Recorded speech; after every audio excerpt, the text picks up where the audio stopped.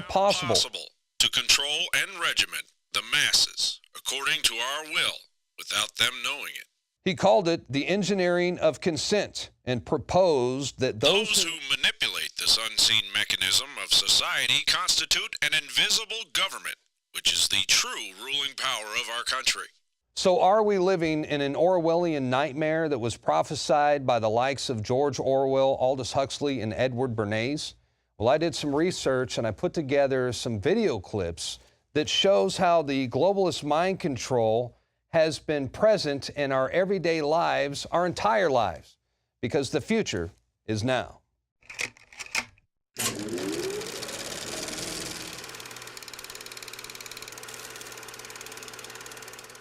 If you want to preserve your power indefinitely, you have to get the consent of the ruled.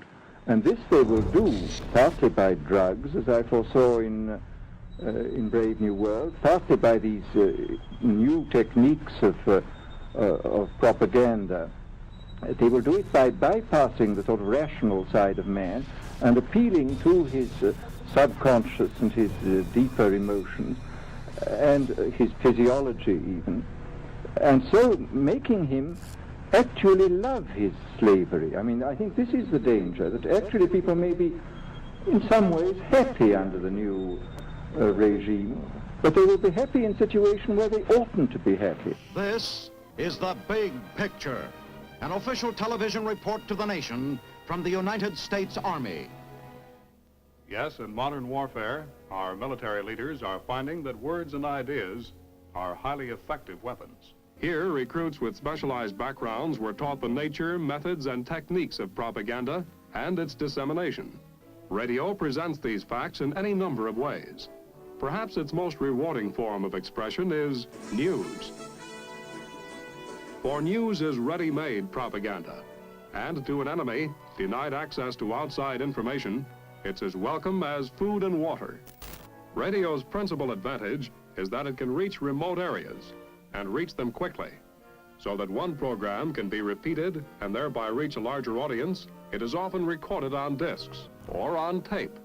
The same show can be rebroadcast at convenient times in different areas. Unfortunately, you've grown up hearing voices that incessantly warn of government as nothing more than some separate, sinister entity that's at the root of all our problems. They'll warn that tyranny is always lurking just around the corner. You should reject these voices.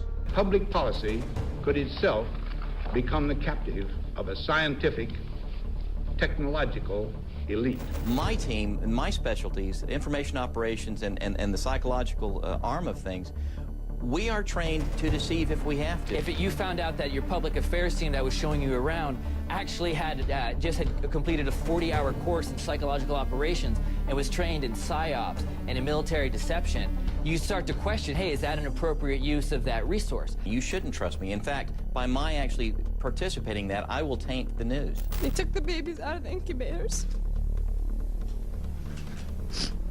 Took the incubators and left the children to die on the cold floor. They had kids in incubators, and they were thrown out of the incubators so that Kuwait could be systematically dismantled. Go read a book by the father of modern advertising, Edward Bernays, where he calls you a dumb slave and admits they run your whole life.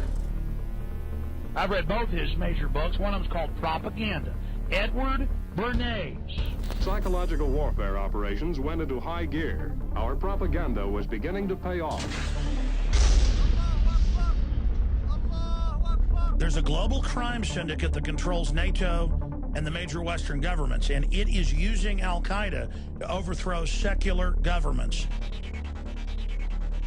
I also can't see sending my son to fight with Islamic rebels against Christians. I also can't see my son going to fight on the same side as Al-Qaeda. The people we are fighting today, we funded 20 years ago. It was almost as if it were a planned implosion.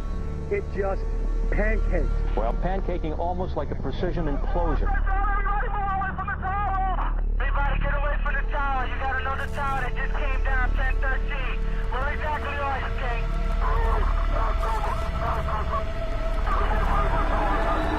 I am not a simple person up. I'm waiting for that collapse.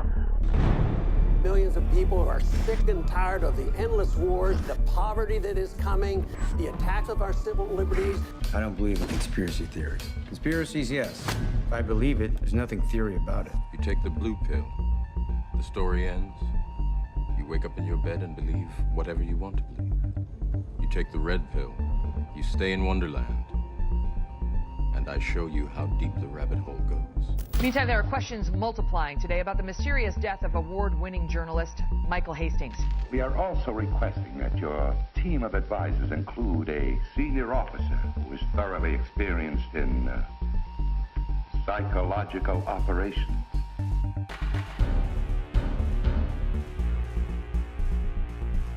Psychological warfare was established as a special staff agency. This move had far-reaching results. You consider yourself a Marxist? Oh, I would very definitely say that I am a Marxist. That is correct. This American citizen, Obama, depends on your next decision. What if the whole purpose of government was to negate freedom? What if freedom was a myth? What if the Constitution meant nothing to the government? What if everything the government has or owns or controls has been stolen? It's what we're doing here, and let's not kid about it. We're building a domestic army, and we're shrinking the military because the government is afraid of its own citizens. This is what we have to look forward to all over the place. Look how quick, within a matter of days, they were able to go into a martial law status here in Ferguson. They had this entire bridge, this road blocked off. You on the parking lot. This is the St. Louis County Police Department. Disperse now. They're coming to flank. Joe Biggs got shot with a rubber bullet. Now I'm running down the street. Man, quit shooting at me! Quit shooting at me!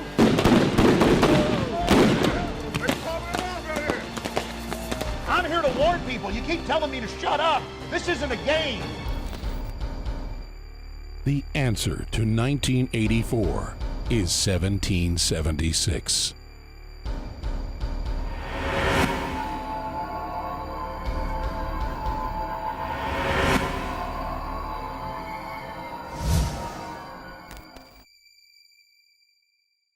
Alex Jones here to tell you about how you can help spread liberty worldwide while also enjoying what I have found to be the best tasting 100% organic coffee on the planet. For more than a decade, my favorite coffee has come from the high mountains of southern Mexico, where the Chiapas farmers grow their unique shade-grown Arabica beans. We have now managed to secure these sought-after beans in a highly customized blend. Discover and try a bag of the Patriot Blend 100% organic coffee at InfoWarsLife.com. This coffee gives you a long, smooth pick-me-up for hours without the headaches and heartburn that so many other coffees give me personally. Hands down, this is my favorite coffee, and it's taken us years to secure connections directly to the Chiapas Mexican farmers. Drop by the site today, order a bag or two, and I don't think you're going to be disappointed. Available in original or with our Immune Support Infusion Blend. You will be supporting a free press, all the while enjoying a truly great-tasting cup of my favorite coffee. Available at InfoWarsLife.com. City of Austin tap water versus filtered City of Austin tap water. I can taste dirt in it. God knows what's in this. This has an aftertaste. Tastes like Austin water? Yeah, it does. Ugh. These people just sampled City of Austin tap water straight from the faucet. Next, we had them try a sample of tap water filtered with a ProPure G2.0 filtration system. High quality H2O. That one is better. Tastes like nothing. Yep, I know what good water tastes like. It's good water. Most tap water contains added substances like fluoride, chlorine, Monsanto's deadly pesticide, glyphosate, and many others. Studies prove that these substances are linked to an assortment of major health issues, including tooth decay, lowered IQ, and even cancer. It tastes like you're drinking out of the lake when you're drinking tap water. Yeah, it has that processed flavor to it. The ProPure G2.0 filtration system removes these deadly substances and many more, leaving only fresh-tasting, deliciously clean water. Okay, this is very tasty. It's good water. Refreshing. It's good. Go to InfoWarsStore.com today. Use promo code WATER and save 10% off your ProPure purchase. Again, that's InfoWarsStore.com or call 1-888-253-3139.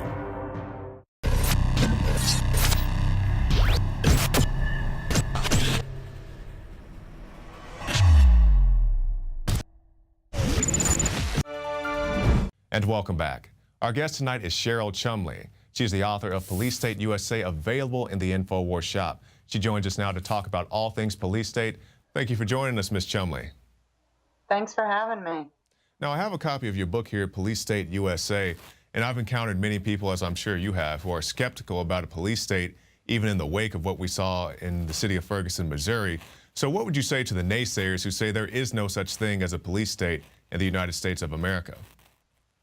Well, first and foremost, I would say read my book, and if you can come to any type of conclusion that we are not on the cusp of a police state, please email me and let me know, because it seems to me in my research that this nation is losing all its constitutional rights and freedoms, and there's no other way to call it, no other way to characterize it. And police state does not just refer to the militarization of police. That's just one aspect of it. Right. And I was talking to you earlier, and you mentioned something, you saw the articles, it's been an ongoing trend, people being told to take down their flags, patriotic flags, don't tread on me flags, whatever, all across the country. And we saw a recent example. So, when you see that, what does that make you think, that you can't even raise a flag in the United States of America? Well, did you ever think we'd get to the point in the United States of America where putting an American flag outside your home would cause such a controversy?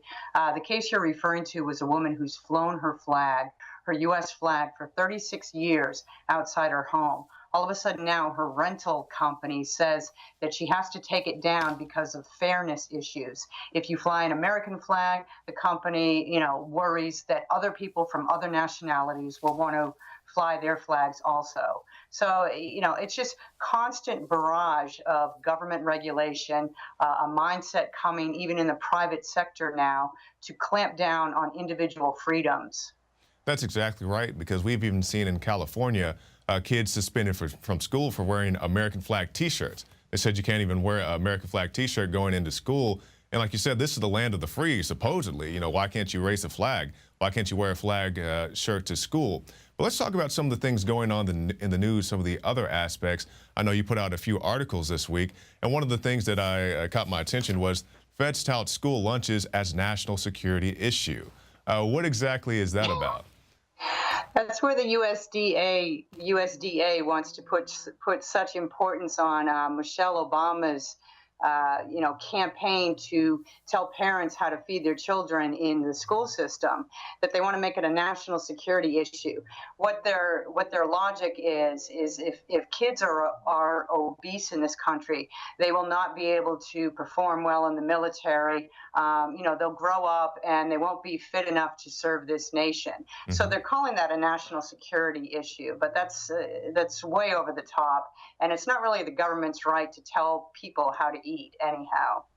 Yeah, that's exactly right, because we've seen in the city of Chicago, I did one of my earlier reports here at InfoWars, was talking about exactly the issue you talked about, how they want to regulate what the kids are eating. Meanwhile, they did an expose on one of the schools there, the local CBS affiliate, and found out that the kids were actually eating rat droppings because the school cafeteria was not up to snuff.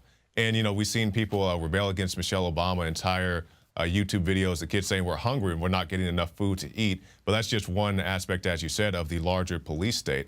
And another thing that caught my attention today, I saw this report about an officer, or a police chief more accurately, in Florida, said that his officer was justified in threatening to kill somebody because the suspect didn't show the appropriate quotient of fear. I'm not sure if you're familiar with this, but basically this was during a traffic stop. An officer came up with his gun drawn at somebody who was filming him with a cell phone and said, "Put down your cell phone," and then actually threatened to shoot the guy. The exact quote was, I'm not afraid to pop around in your, effing butt right now," because the guy wasn't afraid enough of him. Yeah, now see, that just speaks to the whole militarization of police. And, it's not just the equipment that police departments around the nation are getting. It's not just the military gear that they're getting as cast-offs from the Pentagon's 1033 program.